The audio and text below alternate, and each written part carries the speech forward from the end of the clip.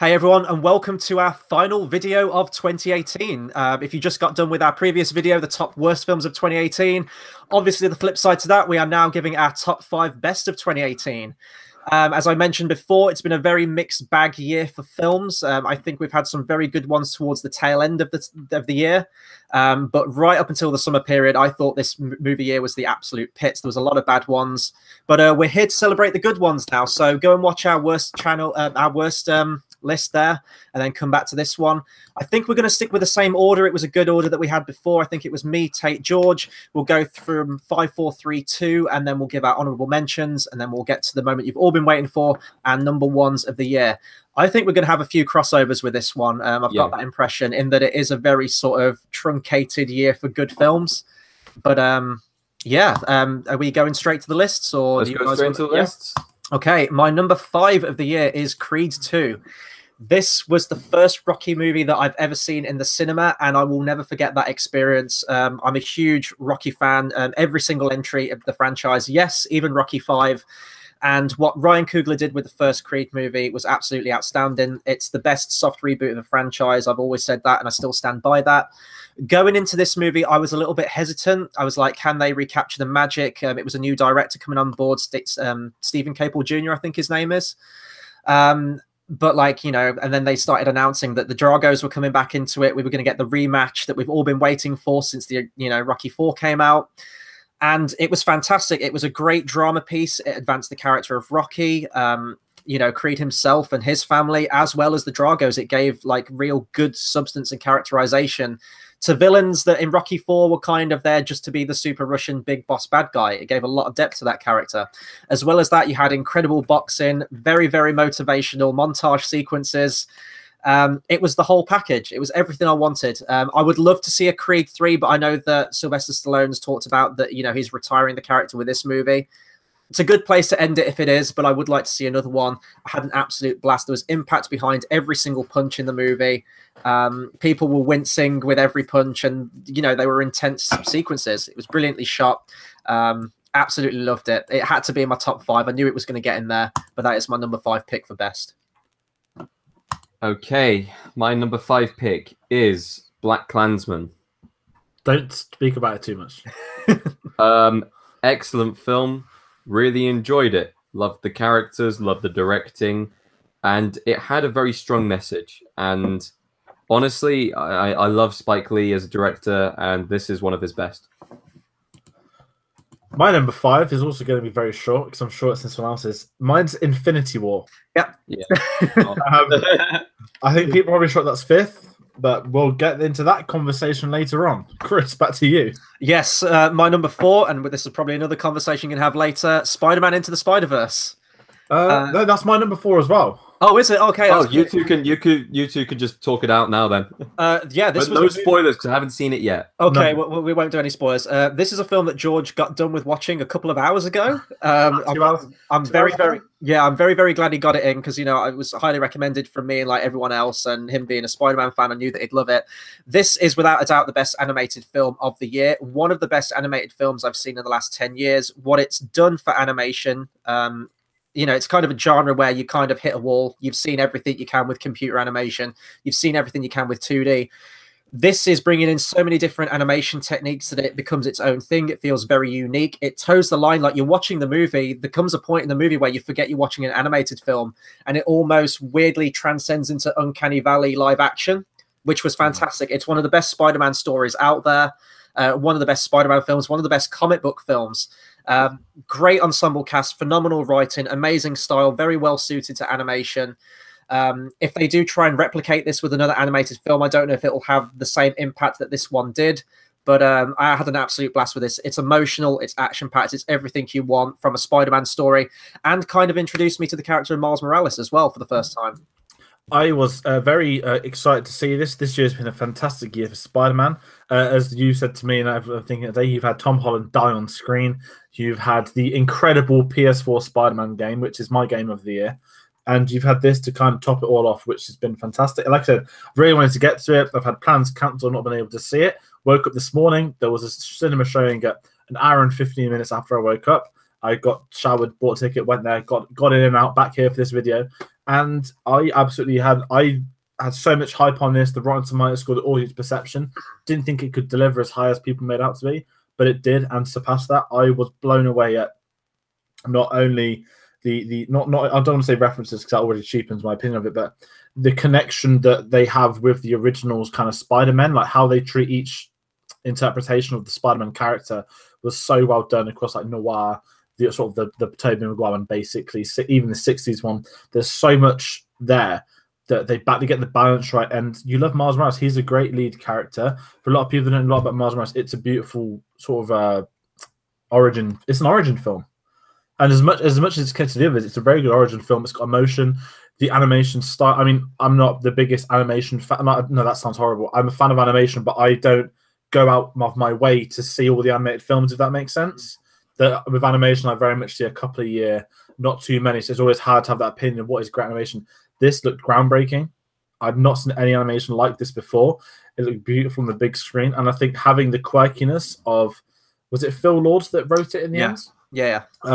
Helped produced by Chris Miller, but there was this individual quirkiness that you couldn't associate with anyone else. Obviously, we never got to see their solo film, and I'm thankful we didn't. But if you look at their previous like Jump Street films, they've got this kind of niche like comedy that works. It's very funny. There's a lot of adults in my screen that enjoyed it. A couple of kids, they probably enjoyed it as well. But as a Spider-Man fan, it was just so nice. There was so much going on, and I love the animation style, the sound, the soundtrack.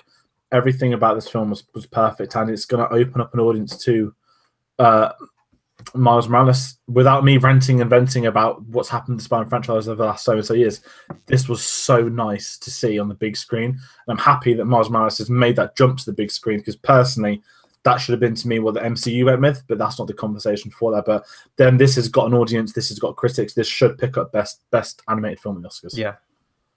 Cool. I actually look forward to seeing it when I get the chance. It's really hard not to spoil it for you. Yeah, I'd say sticking with the MCU, I'm going with Avengers: Infinity War. I believe is Chris got higher up? Yeah, it's just don't talk about it too much. I'll just say that this was a lot higher, maybe 2 months ago, maybe a little bit more.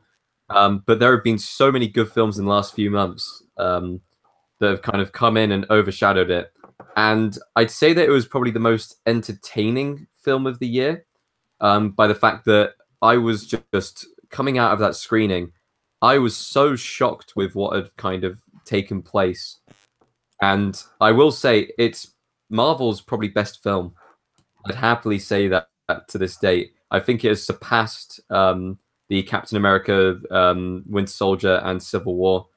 In doing so, it has also somehow managed to be the film that did something which I never thought any film could do, which is bring together like 15 to 20 characters and have them in the same film, and it works so well.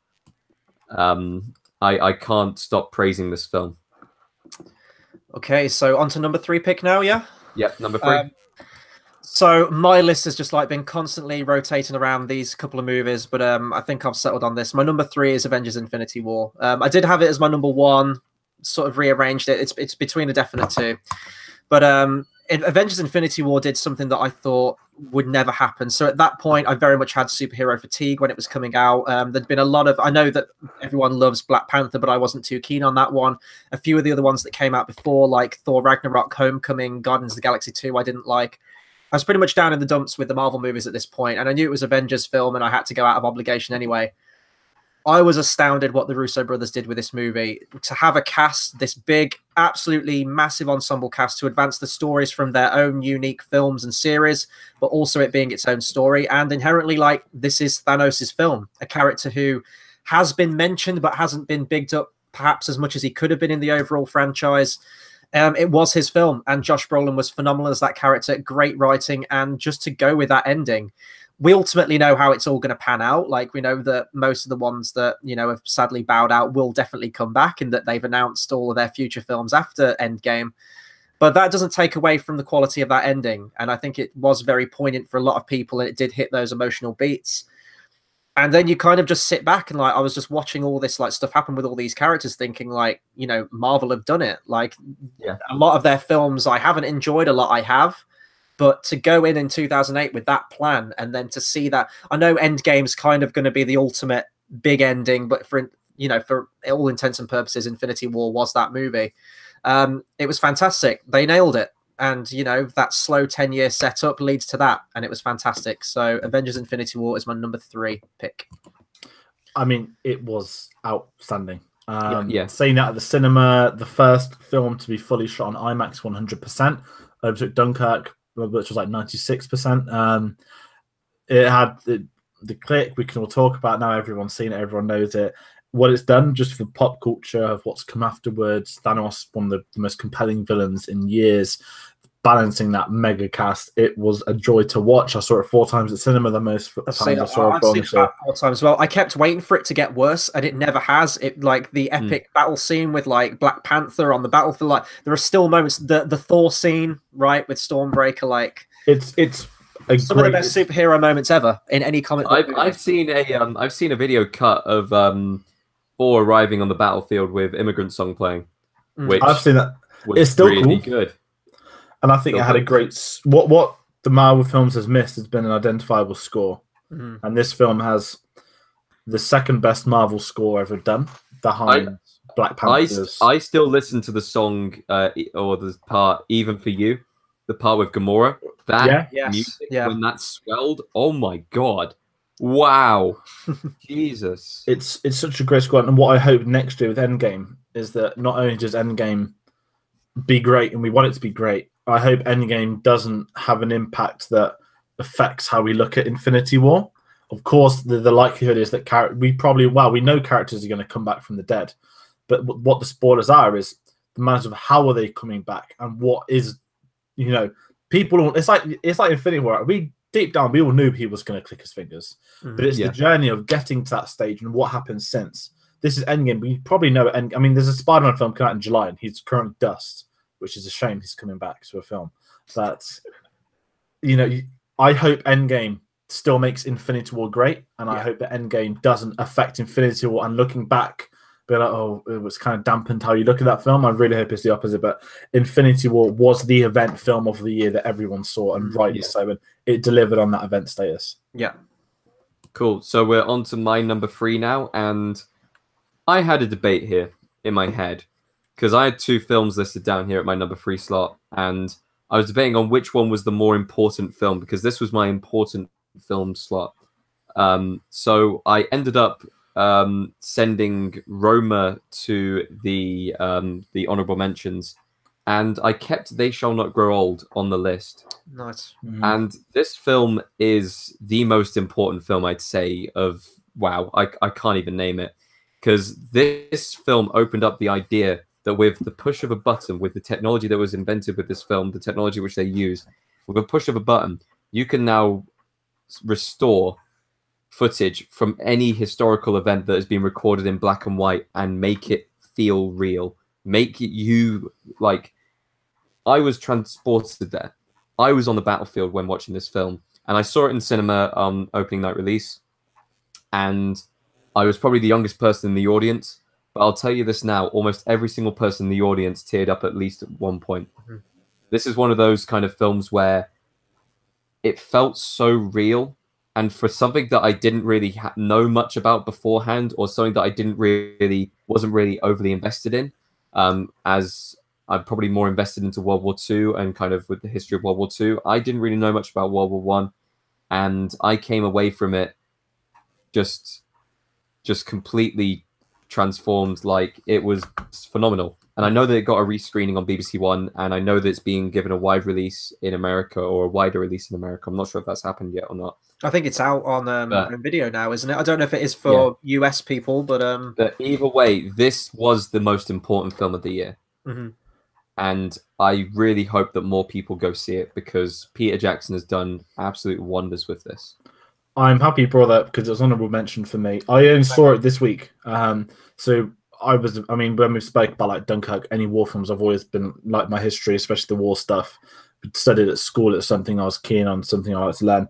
So when this documentary got announced, that was big for me, that they were going to sort of commemorate the 100th anniversary with the documentary, and not just having anyone do it. Peter Jackson coming on board, who is famously, he's a big historian. I don't know the story about his granddad until recently. His granddad fought in the war, and like seeing the footage, not only colorized, but the sounds that were put in, the audio, things from like tiles cracking, fixing that to put artificial frames in. The technical competency of this film is that of blockbusters. I mean, you look at how great Infinity was, the first one fully shot on IMAX. In 100 years' time, whatever format there's in 100 years' time, you know, They Shall Not Grow made it into 1080p. And to have the entire narrative, no typical documentary, there's a narrator, archive footage of soldiers that fought in that war, telling the entire story was... You can only imagine the hundreds of hours he spent going through footage, going through audio for the little bits he wanted. He said that he maybe went through, what was it? The film was maybe like 0.5% of the total footage that he had, or something stupid like that. I saw some interviews as well in terms of, like, you were talking about the sound there. He even got like what they get for like forensics in the police and stuff, where they look at CCTV and get like lip sync people to understand what people were saying. So they went to that length, and also the garb they were wearing, like the regiment, they'd get a voice actor that had that particular regional accent depending on where that squadron came from and stuff like that. So they went all in on this one. And it was great. And the thing is, what's nice, I mean, it obviously, without sort of kind of discrediting America, it's only just come out there and it's done well financially, and it's going to get a wider release next month. Over here in England, the way the schools teach it, they don't teach stuff like this, which I need to. Like, I chose to do history, so I chose to learn about this. I think this is going to be used in education. It is. It's so when it got the screening on the Sunday the 11th, they also announced that it was going to be, there was a copy of this going to be sent to every secondary school in the UK, and it will be compulsory viewing for all students from now on, which it absolutely should be. And you can only hope the students have the respect to watch it without sitting on their phones like half of them tend to do. But this film had a big impact on me, and just seeing the war. And it wasn't just a documentary. This was the battle A, B, C, D, E. This covered the day it was announced to normal people, how they reacted to training, to battles, to the aftermath, to life after the war. There was so much covered. And Peter Jackson, he was not afraid to... How do I describe? I need to get the wording right on this, but the criticism of World War One is that it happened because some royal families fell out and a couple of little things happened. But essentially, it was, you know, it wasn't like World War Two where it was fought for like morale reasons. No one in World War One knew why they were fighting. Exactly, they just all signed up because it was a war, and you know what this showed. It demonstrated that. But then it also shows the soldiers their lives weren't wasted and whatnot. And the soldiers talk about it. So it was such an important film, and it was great. And I love the fact that someone like Peter Jackson took the time to go out and do a film like that, which will have an impact on society, rather than, you know, that Mortal Engines crap produced by him. But he downright directed this war film, and you could tell what one he'd probably rather do. But it is out on Blu-ray now for those in UK. Like, I didn't even know this was getting released. I missed the cinema because it was only, you went to the cinema, didn't you, on the release day where. I think it was at London Film Festival. Mark Commode interviewed Peter Jackson, then the film premiered with it. Then there was nothing, and then it was shown on BBC in November. Now we've got Blu-rays, which is good to see. And I believe I need to get checked that the money the film makes goes also into the sort of... It all goes to charity. Yeah, all of it. So the Imperial War Museum helped fund it. It will go back to them or whatnot. But it is very important to watch in this day and age. Because like I said, the problem with World War One now is that we all know World War Two. Not many people know that much about World War One. And it is a very important film. Yeah. This is going to be a really awkward segue now to my number 2 pick. Oh, I've not done my number 3. Oh, sorry. Yeah, sorry. But regardless, it's an awkward segue. I'm picking Black Klansman as my number 3. So, you know, it's very awkward to go from They Shall Not Grow Old into Black Klansman, well, no, which is still very important. I'd say this film was also important, and it did have some serious notes and a clear message. Black Klansman is... If you said to a common person, this is about a black police officer that infiltrates the KKK, they're going to think comedy, and the average person would think that. And it does have comedy in it. It is a very comedy film. It's the credit of Spike Lee that this is a drama with comedic moments, but with dramatic moments that he has. I mean, this is a film. If you do one too many jokes, this film is completely ruined, disrupted. This film doesn't work. If you do too much drama, that's fine, but you don't get that Spike Lee effect from it, where it's just a bog standard. Not bog standard. What's the film like? Detroit. Too much drama puts people off. This was very much a Spike Lee film. This had such a unique edge to it that he adapted that real life story. and it was beautiful. It was so good to watch. I've been thinking about this for ages. I was chatting to Chris last night, said I need to catch up on some more 2018 films, but all I want to do is rewatch BlacKkKlansman, and that's what I'm going to do tonight. Adam Driver should be nominated for Best Supporting Actor. His role as the white Jewish man that helps to infiltrate them is absolutely incredible. You've got, is it David Washington Jr.? It's basically Denzel's son, very good young actor. He was great. The writing's great. The script is perfect. And this has a very, very modern, I don't want to say modern ending, but the ending of this is incredibly important to today's society.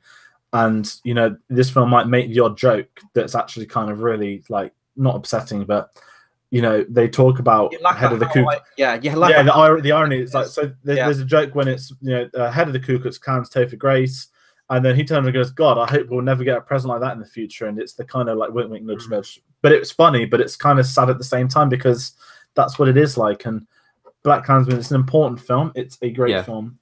But it's one of those very rare films that can have a balance of drama and comedy and come out on top for both. I can look at this and think this is some of the funniest lines of the year. I can look at this has got some of the best dramatic scenes of the year. Even, it's not documentary, but there's even some documentary footage from a modern event, which is why it had an August release date. I've even looked at it, why that's powerful to watch. This film is perfect. I mean, I love the fact I didn't know if Academy and what are going to shy away from nominating this. Golden Globes nominated for a lot, which is great to hear. I hope BAFTA and Academy pull through and do it as well, because I think the other thing is, like, everyone loved it. I've never found someone. My dad loved it, and I didn't think it's his type of film. Everyone I've spoke to has watched it. I've not seen one person dislike it, and Barack Obama put it in his top 10 of the year. I haven't seen a single person who's disliked it, and I do have to say I want to give a special mention here to Topher Grace himself, because it's a very difficult character to play, playing the leader of the Ku Klux Klan, and he had some very divided opinions on his own character in the film, but he played it very, very well. Within the film. It was one of my honorable mentions. If we were doing a top 10, of course it'd be in my list. It was one of my favorite films of the year, undoubtedly. And I'm very glad that Spike Lee did choose to put the footage he did at the end. It was one of the most impactful movies I saw all year. And like George said, like, I haven't stopped thinking about this movie. And it's very sad, the current state of politics and everything, but we're not going to get too much into that. But yeah, no, incredible film. My number 2 pick, and this was really tough. I was going back and forth with Infinity War or this one, but I've decided to rank this one slightly above it. One of the best action films since Mad Max Fury Road, or in the last 10 years, it's Mission Impossible Fallout. I've got it at number 2 as well. Awesome. What can I say? This is one of the such a rare occasion where, as a franchise goes on, the installments get better and better. But that's absolutely the case with this one. I am now like just a full-blown fan of this franchise. They can do no wrong, and I am eagerly awaiting the 7th installment. Tom Cruise is in his 50s, and it feels like he's in his absolute prime. Just so much. I don't even know where to begin with this movie. The action is incredible, and so much of it is shot in camera as well. They have real stunts, they have real vehicles, and there's just that tangible, real quality to it. Every situation you're in, you know that Ethan's going to get out of it, but it's such a credit to this franchise where every installment comes out. There is always one moment where I'm watching it genuinely not knowing how he's going to get out of that situation. And it's so rare to have a film like that where you can suspend your disbelief and put yourself into that situation with the character, knowing that he's going to make it out of it. But in that moment, like, the peril's real. Like, every action scene has a point, advances the plot. There's no wasted scene in there.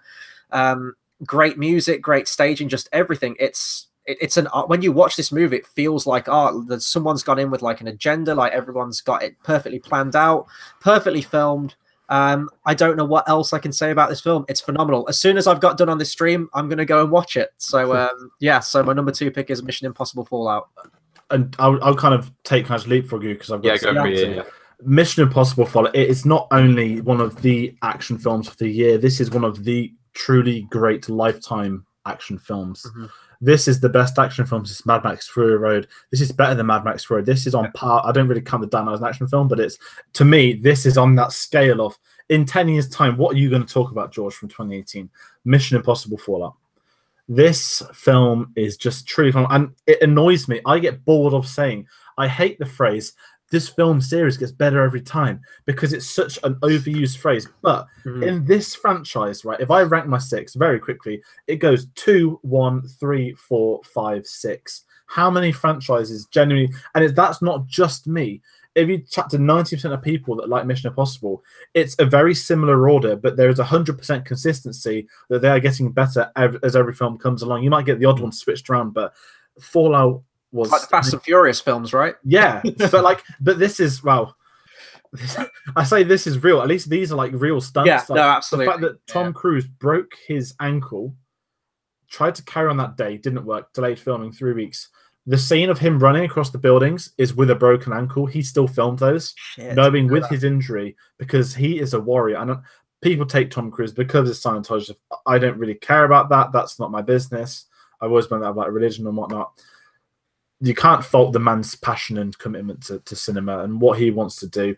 He is great. I mean, it might not have the airplanes in the fifth one, but introducing Henry Cavill, Who refused to shave his moustache for this movie. Yes, it came out Justice League Warriors.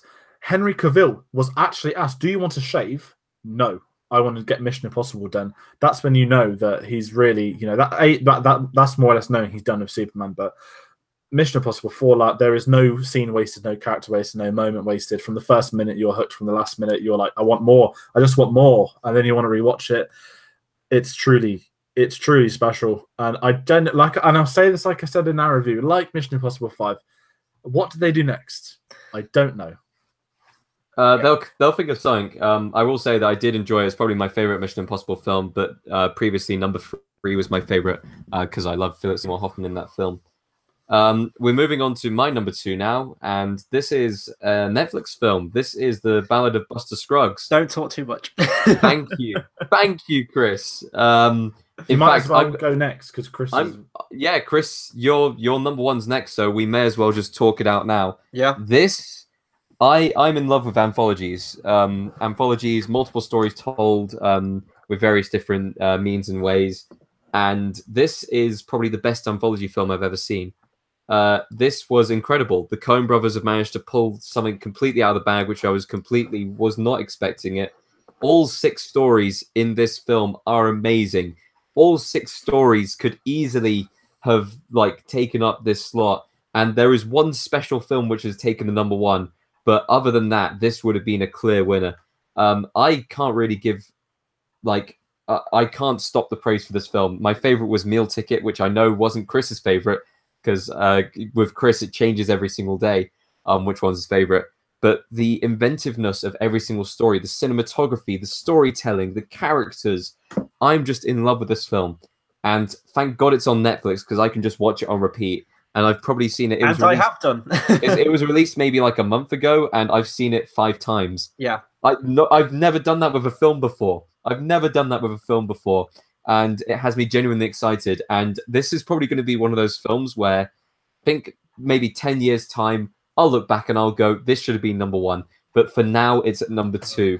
So, Chris, go on. Please give this film more praise. I have also seen it 5 times. Obviously, everyone knows what my number 1 is now. Anyway, I'm just going to quickly rattle through my 5 honorable mentions. I had The Death of Stalin on there, Black Klansman, A Star Is Born. Oh, Death of Stalin was last year. Yeah. Oh, was it? Okay, scrap that. I must have looked at the wrong. I got Black Klansman, A Star Is Born, Hereditary, and Bad Times at the El Royale, which I know you guys had very mixed opinions on. I absolutely love that movie. Was tempted to put it in my top 5, but it didn't make it. But as Tate just said, my number 1, The Ballad of Buster Scruggs, Coen Brothers movie on Netflix. I've also seen it 5 times. And it's quickly becoming one of those movies where I'm sharing it with everyone who's willing to watch it. I've showed it to a bunch of my friends. I've showed it to my parents. I've watched it a bunch of times myself. And the more times I watch it, and I mean, this is a cliche thing to say as well, and I usually hate saying this, I am picking up stuff more and more, little nuances and little things that I missed. 5 viewings in, that doesn't usually happen with a movie. It's fantastic. Even if you don't I love all the stories in this film.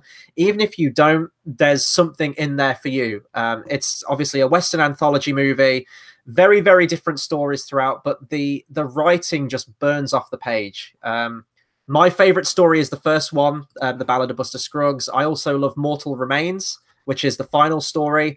You can read so much into that. You could write a dissertation on the level of analytics you can bring into that.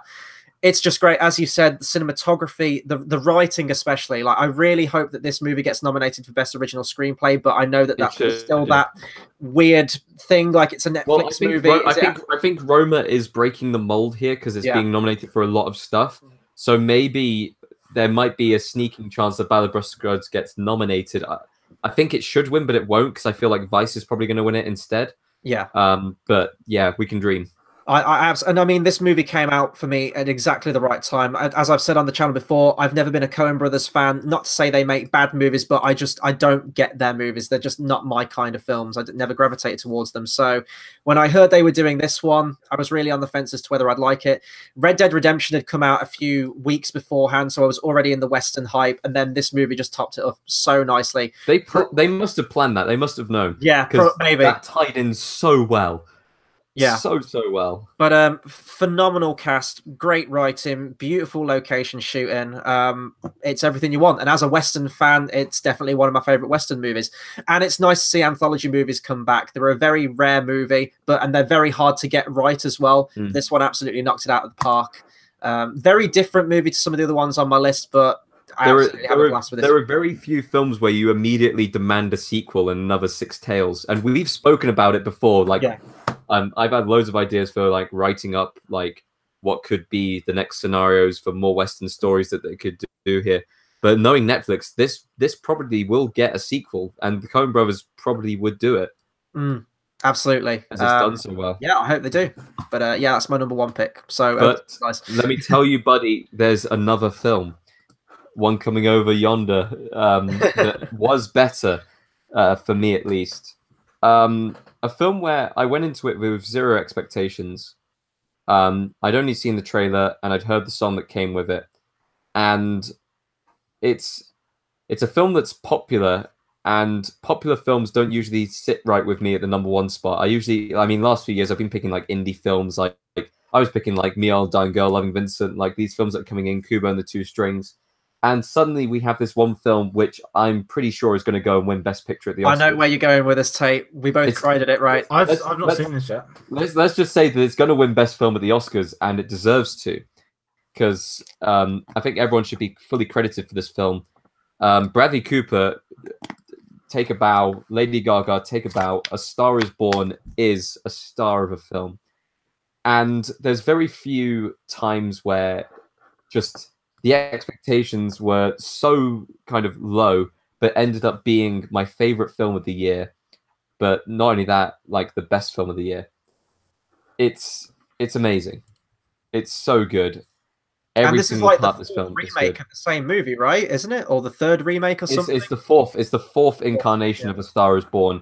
But they've somehow made it feel fresh, and they've somehow made it better than all of the previous ones.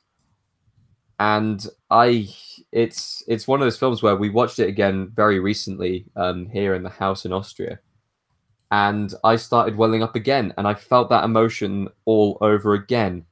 And it's one of those films where I'll just stick it on, and it'll just take over my life. It'll completely it'll change me. So I could be in a happy mood, a sad mood, whatever. It will put me in that state of mind of I am watching A Star is Born, and that is like a new emotion that has come with this. So A Star is Born, congratulations. Not to mention the soundtrack. Oh my god, I know I've seen this on a lot of reviews as well, but Lady Gaga's convinced everyone that she's not just a singer, she's also a great actress. Bradley Cooper has convinced everyone he's not just an actor, he's a phenomenal singer as well. So yeah. Oh, people have been demanding a tour. Yeah, I'd see a tour. I'd see a tour. Yeah. George, what's your number one? I'd cry, but I'd go. So I didn't see either Ballad of Buster Scruggs or Star is Born. They are both on my list of what I need to try and get done by the end of the year. Star is Born has still got kind of cinema release. There's one showing a week, but they're all at 11 p.m. So I think when it gets nearer to Oscars, it will jump back up into primetime slots. Wait a sec. I forgot my honorable mentions, which was Roma and Annihilation. Annihilation was on mine as well. It's a very mixed bag of a film, but the ending was one of the best sequences of sci-fi I've ever seen in my life. Yeah. So it's a weird mix. My honorable mentions: Black Panther, Annihilation, Ready Player One, and They Shall Not Grow Old. Mm-hmm. My number one pick is Widows, the Steve McQueen film. This is my film of the year, and I can tell Chris is furious. Wow. This was going to be on my worst. And then I was disgusted when you said that to me. It would be on your worst. I was literally ready to shout and attack. I witnessed this for, 12 Years a Slave is one of my all-time favorites kind of Oscar films that's ever kind of come out. Mhm. I know that sounds horrible to really enjoy something like that, but I was blown away the first time I watched that. That was the first Steve McQueen film I saw. So waiting for his follow-up was very intriguing. And add in Gillian Flynn, who wrote Gone Girl, which is, I mean, I've not read the book, but I read the film. That was something else entirely. That was incredible, psychological, traumatic. Them two combining, and it's going to be Widows. I was like, okay. And I didn't know this was like an ITV series from like 40 years ago, like a one-off. And when this trailer came out, the cast gets put together. It's got a great cast. I don't think I've been blown away by a trailer in such a long time. And this dropped this year. There's this incredible song. They've got like a kind of like a quite like a pastel guy using his words. It was stunning watching the film. One of the best ensemble casts in years. I was totally gripped by the plot, the characterization. I thought was stunning. Everything was perfect. No one had a wasted minute. It was so good. I felt like each member of the ensemble, you could have had a film about then and you'd still want to watch it. And you've got straight off the back of Get Out, Daniel Kaluuya. I hope he's nominated for Best Supporting Actor. He was insane. There's a very horrible. He's definitely the best thing in the movie, and it's not like, well, I know you're going to disagree, but when you're the best thing in a film that has so much going for it, and you love every other character, but there's still one guy that stands out, that's when you know you're on something special. His career is going to be beautiful. But this film, I thought completely. I thought I'd enjoy it. Some of the twists just had my mind just out there. I remember turning around. I went to my house. I was like, fuck! Like when this scene happened, I was just completely blown away, and I absolutely loved it. It delivered, and it's stuck in my mind ever since. I can't wait to see it again on Blu-ray. I really can't wait to see it. It was exceptional. I urge everyone to watch it, but I just think as far as a film goes, the story is great, the characters are great. That's what you need, and it's a gripping plot, and you are invested within these characters. I know Chris is furious. Everyone, go and watch our Widows review. For anyone who doesn't know, I really disliked Widows, and I was looking forward to it. Like the trailers, like had me, but you know, it's just difference of opinion, man. Like it's all cool, it's all good, it's all good in the hood. I think that rounds everything off, doesn't it? I think that's it. Yeah, that's it. So yeah, that is our final video of 2018 as we know it. Obviously, we're going to continue into 2019. This is where it kind of hits the ground running. This is where we get into January and February. This is where we get a lot of the Oscar movies. For most people in the US, you've already had those movies or still getting them now. We kind of get them all dumped within like a couple of weeks in January and February. But we're going to be ramping up to that. And yeah, so 2018 is over. Has it been a good year for you? Has it been a terrible year? Let us know in the comments. It's been a very mixed bag one for movies, so I'm very much looking forward to 2019. We've got a lot of good movies coming out this year. We will have some new channel art up on the channel to honor those good movies that we're all looking forward to very, very shortly. So I guess I'll round off by saying thank you to everyone that stuck with us and supported us throughout 2018. We've had a lot of new subscribers, a lot of new faces. It's all been great. Hope you have a great and very, very safe New Year's Eve into New Year's Day tonight. Have fun, stay responsible, don't do anything I wouldn't do. And I don't know what our next video is going to be. I don't know what the next movie's coming out, but we'll have stuff on there, whether it's going to be a trailer. Chris, yeah, it's time to get on the Oscar hype. Oscar hype? Are we getting on it already? Adam Driver, baby. He's going to win. Star Wars going to win Best Picture. Bradley Cooper's winning Best Actor. Lady Gaga's winning Best Christian Bale's winning actor. Christian Bale's winning actor. And probably First Man will get nominated for a lot and maybe won't even win it. Hey, you've reminded me that film came out this year. Remember that? It's very strange. It's like the worst Chazelle film, but like everyone forgot about it immediately. Even there's always one Oscar film that everyone's forgot about within a month. Last year was Detroit, purely because they got the release wrong. First Man, to me, got the year wrong. If it'd come out next, as in like tomorrow's year, 50th anniversary of the moon landing. Should have waited that. Like I said, it was like Detroit. Detroit was in my top 5 last year, and no one watched it. It happened. There's always one every year that should be up for stuff, but it went. But First Man completely disappeared. Which, you know, I wasn't the biggest fan, but it was some very good technical film in there. But it's all about getting, you know, next year's the year of Disney. That's all you need to know. Yes. Yeah. Disney rule the world. 7 of the top 10 we're predicting next year in terms of box office gross. Disney.